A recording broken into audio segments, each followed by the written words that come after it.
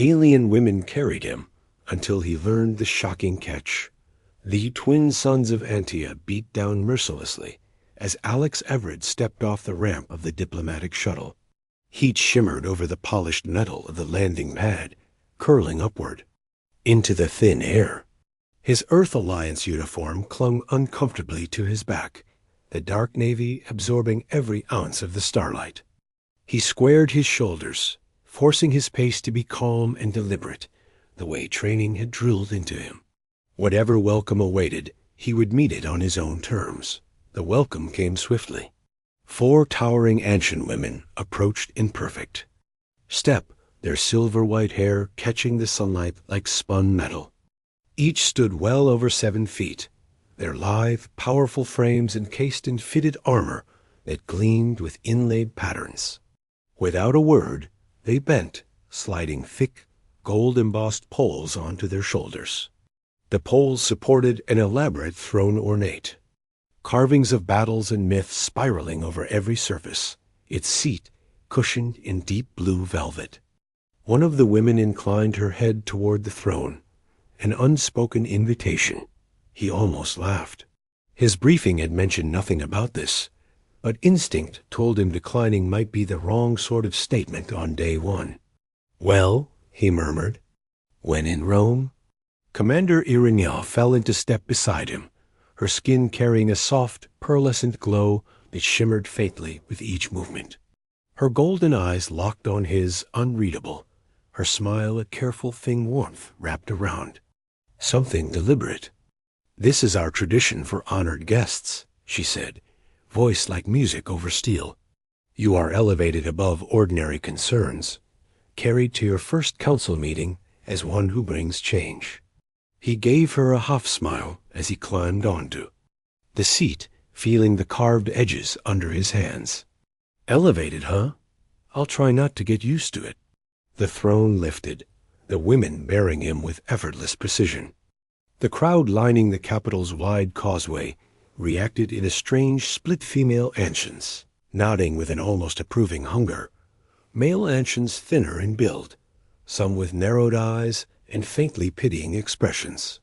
Alex filed that away for. Later, the procession wove toward the city center, flanked by spires of crystal and metal that caught the sun's light and scattered it in kaleidoscopic patterns.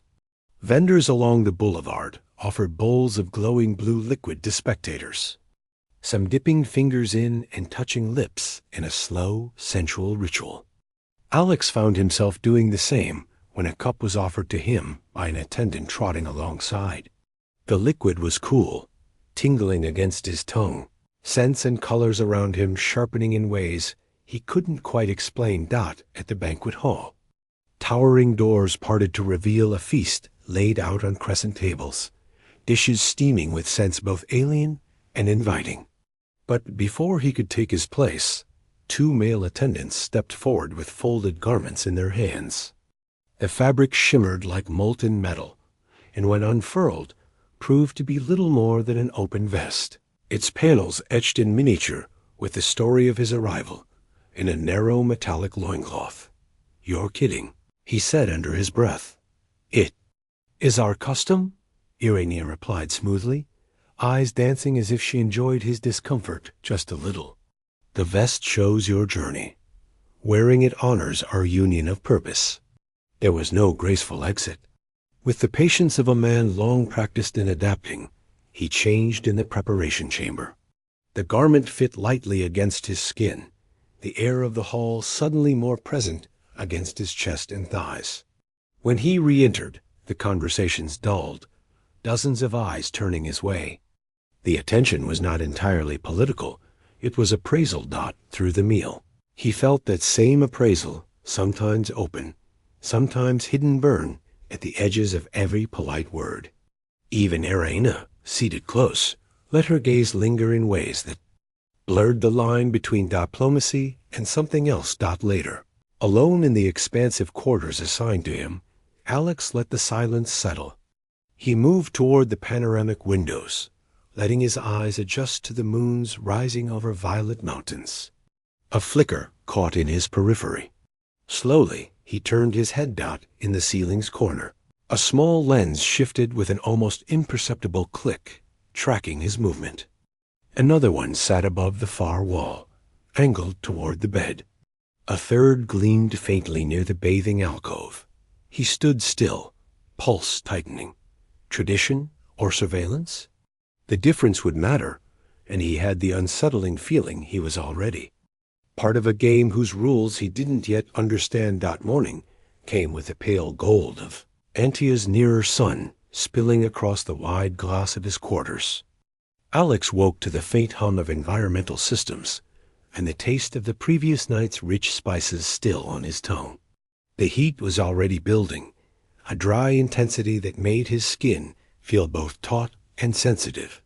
He pulled on the lightest robe provided, a silver-threaded wrap that would have been considered extravagant on Earth, but here seemed almost casual. The chime at the door was soft, melodic. When it slid open, Commander Irina stood framed in the corridor, her posture perfect, her expression composed. The pearlescent glow of her skin seemed brighter in the morning light, and the faintest curve of a smile touched her lips. "I trust." "You rested well, Ambassador?" she said, eyes flicking briefly to the robe. "Rested? Yes," he replied, glancing toward the nearest corner, where one of the lenses still tracked him. "Though I couldn't help but notice I seemed to have an audience in here." Her gaze followed his, and her lack of surprise was almost as telling as her words. "Standard monitoring," she said evenly, "for your protection. These are diplomatic quarter security is always paramount." "On Earth," Alex countered, "we'd call that something else entirely, and we'd mention it before putting someone to bed under it." A faint, unreadable shift passed through her golden eyes. "My apologies if it was an oversight." But her tone carried the weight of something deliberate. Then, without another word, she crossed the room to a recessed panel and entered a sequence of commands. The lens's indicator lights dimmed. "Privacy mode," she explained. "Visual only, no audio. As much as anyone gets here." Alex studied her, recognizing the significance. This was a concession, perhaps even a risk. "Generous," he said. "But I'm guessing this isn't just a social call." Her luminescence dimmed slightly, as if reflecting the shift in her voice. "No, there is something you need to understand before the day begins. Antea faces a crisis, one we do not share openly with outsiders." He leaned against the desk, arms folded. "I'm listening. Our male population has been declining for generations," she said bluntly. "A genetic defect. The few that remain grow, increasingly infertile. We have tried every solution engineering, assisted conception, cloning, all limited in success. And humans fit into this how? Your species is genetically compatible. More than we dared hope. In your case." She paused, locking eyes with him. "Preliminary scans from your arrival indicate optimal compatibility.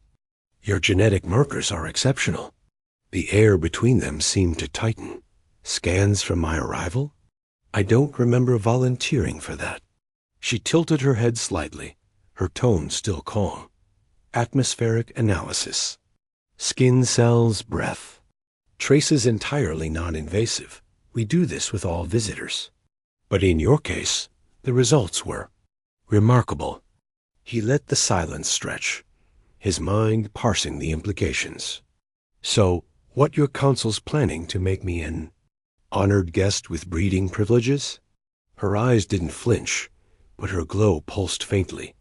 "That is one way to put it. They would see it as mutually beneficial. Your help to ensure our survival, and in return, Antea as Earth's strongest ally in this sector." Alex almost laughed, though there was no humor in it. Interesting they didn't open with that. "I argued for transparency," Irene said, and there was no mistaking the quiet edge in her voice now. "I was overruled." A chime from the wall interrupted them, announcing the day's schedule. She stepped back toward the door. The formal negotiations begin in 1 hour. We will speak more after."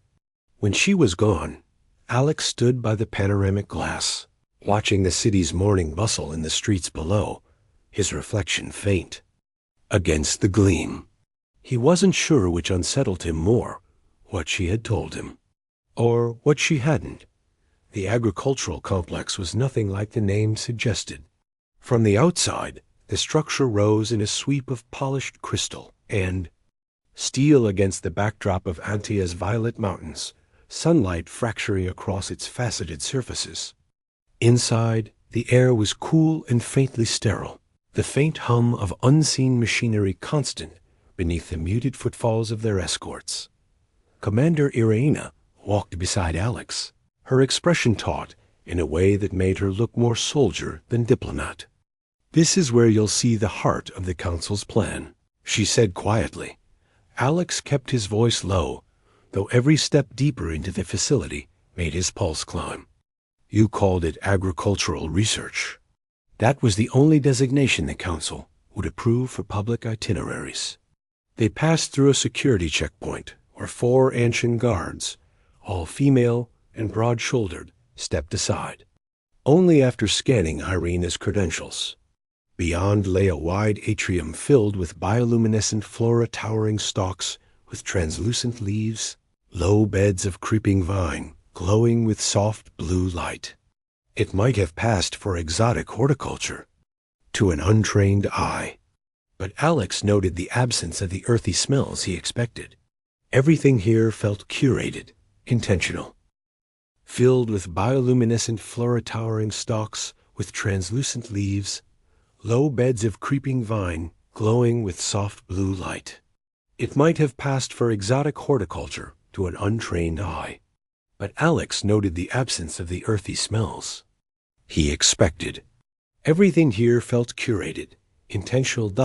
At the far end of the atrium, an elevator waited. Irena pressed her palm to the panel, and the doors opened without a sound. Inside, the walls were seamless white, the air just cool enough to raise a faint prickling on Alex's skin. As the car descended, a soft shift in pressure told him they were going far below the surface. When the doors parted, he stepped into a corridor of glass and polished alloy. Behind the walls, technicians in form-fitting white uniforms moved between consoles and tables. But it was the objects lining the far side of the hall that made Alex slow his stride. Tall, transparent cylinders, each filled with gently swirling blue fluid, faint light pulsing from within. "What are those?" he asked, though the answer came before the words were fully out. "Preliminary embryonic cultures," said a voice from ahead. A man approached, slighter of build than the women, his blue skin pale, golden eyes sharp. "Ambassador Everett, I am Chief Geneticist Naruz. An honor to meet the subject of so much promising data." "Subject?" Alex repeated. "Yes. From the moment you arrived, we have been gathering genetic material. Entirely standard for potential contributors, I assure you. The compatibility between your DNA and ancient genetics is unprecedented. Minimal rejection markers. High adaptability potential." Alex's jaw tightened. "And you started this without my knowledge?" "Only the earliest developmental phases," Naruz said with clinical detachment, gesturing to the cylinders. "Full gestation requires additional contributions. Direct coupling is far more effective." He looked to Irena, who didn't meet his gaze. "So this is the real reason I'm here. To be a permanent donor." "Permanent is not the word the Council uses," she said softly. "They say resident, 5 years, enough to ensure genetic diversity is stabilized." Alex stared at her. 5 years of my life spent fathering strangers? Her luminescence dimmed, her voice barely audible. "They value pleasure and connection, even in reproduction. It would not be clinical. That's supposed to make it acceptable?" Before she could answer, Naruz called up a hovering display, a lattice of glowing genetic code rotating above his palm. You should see the latest readings, Commander. His adaptability markers could change our entire approach. Alex stepped back from the display, the pressure of the sterile air closing in around him. The diplomat in him understood their desperation. The man in him bristled at the manipulation. "I need a moment," he said, and started walking toward the far corner of the lab. Irina followed, stopping just close enough for her words to reach him alone. "I can delay them, but not forever. If you refuse, the Council has contingencies. I don't want them to come to that." "Then help me find another way," Alex said, meeting her eyes. "One that doesn't start with coercion." For the first time since they'd met, her smile reached her eyes. "Perhaps that's why your species is so dangerous, Alex Everett. You think there's always another way." Somewhere behind them, Naruz was already summoning the first candidates. The meeting room was deliberately intimate, a curved chamber with seating arranged in a semicircle beneath a canopy of softly glowing panels. The light was designed to complement ancient luminescence, casting the skin of those present in warm, almost ethereal hues. Alex stood in the center, a low table between himself and the 5 women who entered in a line that was more military than ceremonial.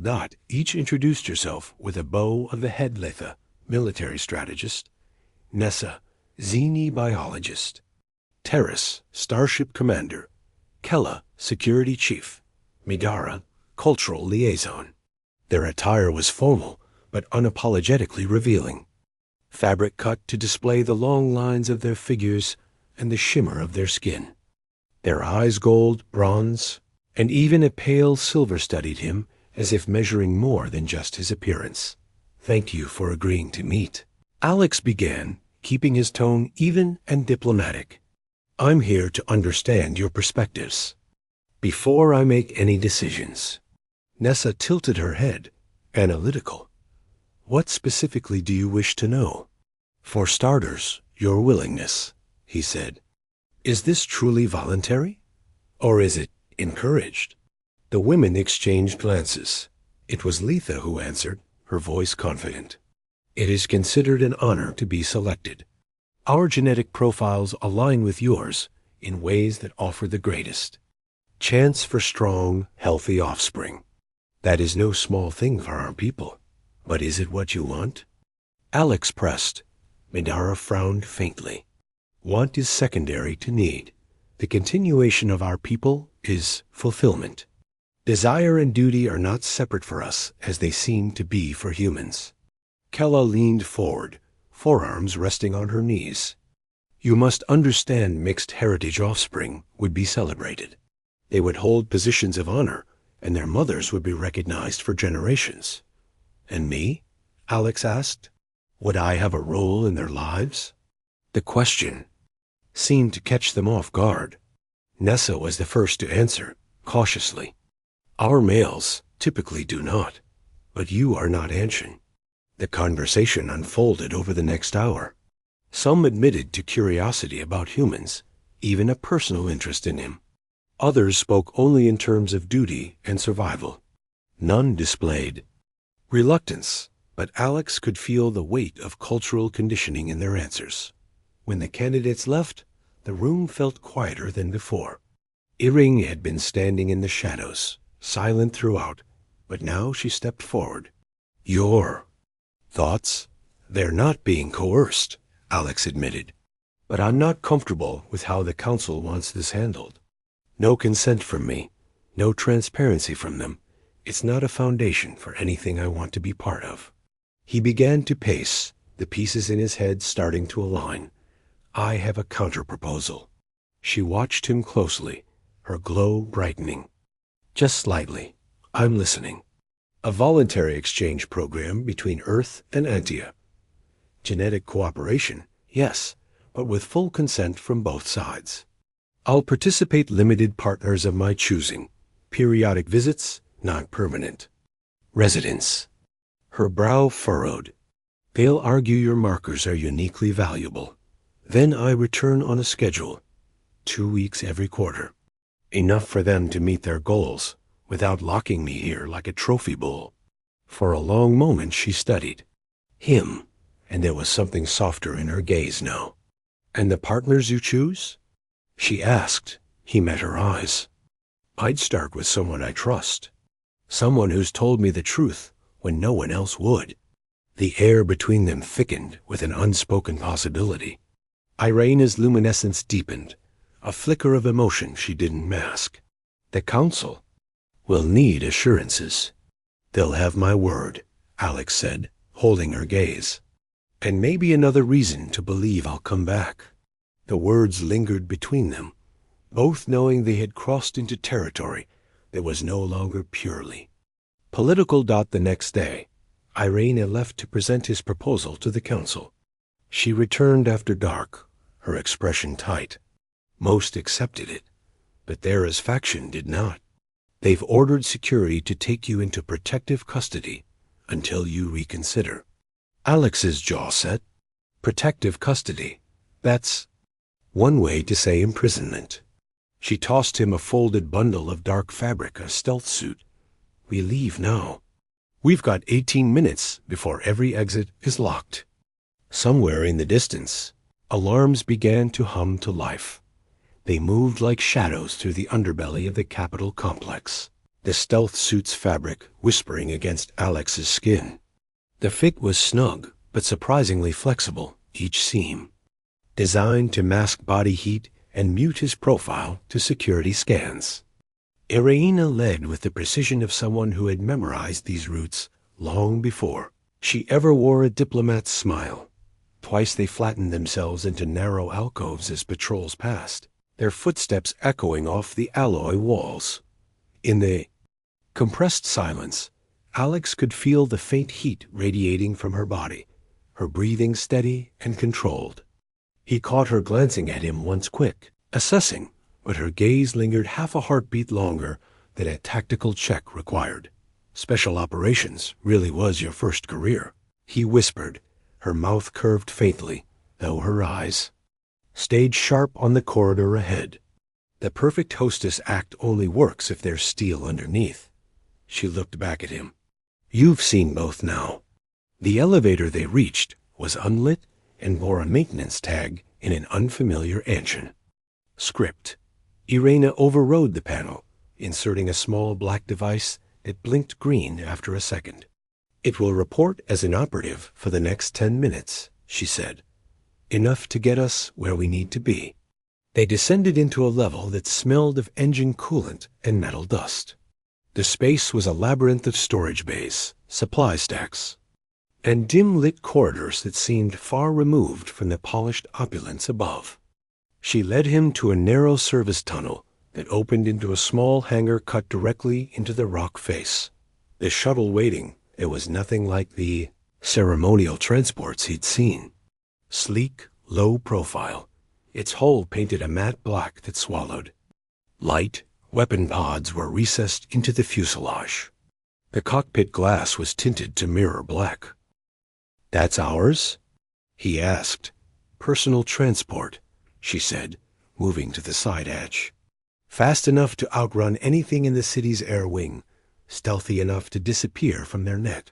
They boarded quickly, and as soon as the hatch sealed, the engines hummed to life with a sound too smooth to be civilian-grade. The hangar doors slid open to a slit of night sky, just as the first warning klaxons began to wail behind them. "Hold on," Irena said. The shuttle shot from the hangar, banking hard as security craft swarmed the airspace. On the rear display, Alex watched icons multiply, then scatter into a dozen false echoes phantoms created by whatever countermeasures she'd triggered. Phantom signatures? He guessed. She allowed herself a brief smile. "A little trick from my operations days." They wove through the city outskirts, then into the deep folds of the Violet Mountains. Finally, she angled the shuttle into a canyon, so narrow Alex could see rock walls flashing past just meters from the hull. The craft slipped into what looked like a sheer cliff until it resolved into a hidden recess. Inside, the hangar cavity was lit by soft amber strips, revealing a compact but well-equipped safe house carved directly into the stone. They powered down, and silence closed around them, broken only by the ticking of cooling metal. This is where we stay until I can bring enough allies to the council to make your position untouchable. Irina said. Alex looked around the hideout, functional, secure, but with personal touches.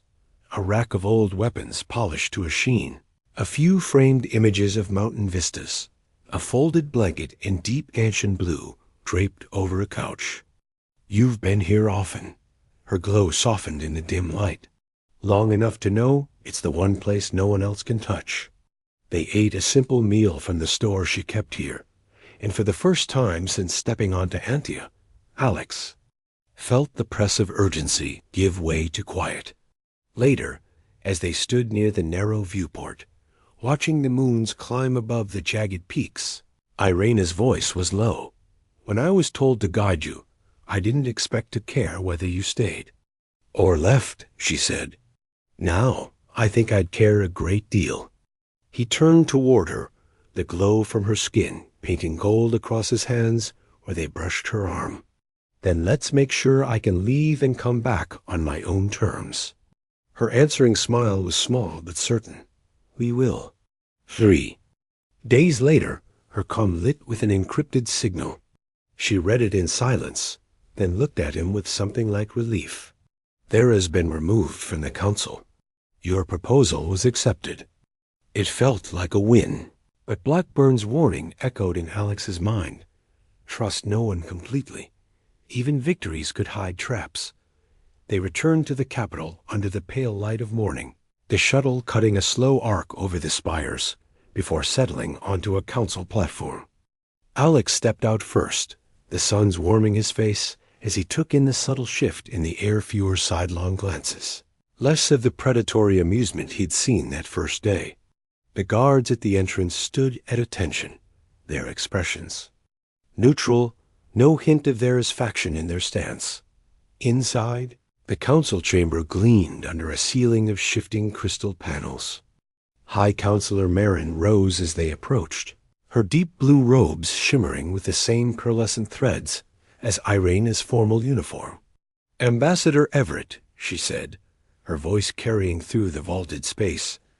On behalf of the Ancient Council, I extend our apologies for the actions taken against you without our sanction. Counselor Thera's methods were unacceptable. Alex inclined his head in acknowledgement. I appreciate the Council's willingness to address this directly. Marin's golden eyes warmed. We have reviewed your proposed terms and find them both fair and advantageous. The Human-Ancient Genetic Partnership will be voluntary with full transparency. Commander Irina will serve as liaison between our worlds. A ripple of approval moved through the chamber. Alex let his gaze slide toward Irina, who stood at his side in rigid formality, though her lips curved in the barest hint of a smile. There is one further matter, Marin continued. The preliminary hybrid cultures derived from your contributions exhibit adaptability beyond any projections. Our scientists believe a broader collaboration, Earth's resources combined with our research, might address the root cause of our male infertility altogether. Alex felt a faint tightening in his chest, Admiral Blackburn's earlier warning brushing the edges of his thoughts. Such work would require Earth's scientific community to be involved from the beginning. He said carefully. Precisely, Marin replied.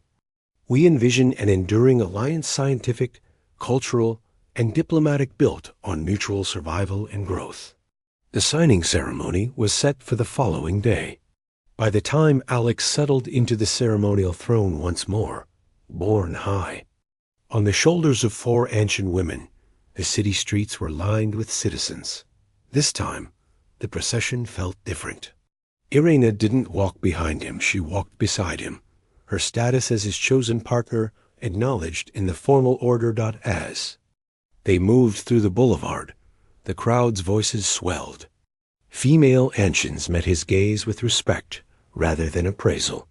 The males, once pitying, now nodded with something closer to camaraderie. That night, In their shared quarters, the cone chimed. Admiral Blackburn's image flickered into being above. The console. Impressive work, Everett. You turned a potential diplomatic quagmire into a model alliance.